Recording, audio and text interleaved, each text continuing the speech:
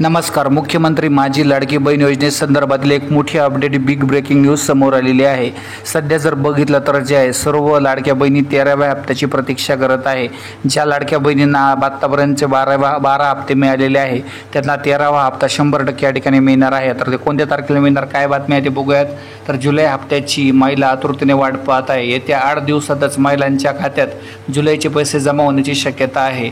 जुलै अखेर किंवा ऑगस्ट महिन्याच्या ऑगस्टच्या 5 तारखेपर्यंत हे पैसे दिले जाण्याचे नियोजन केले जात असल्याचे सांगितले जात आहे.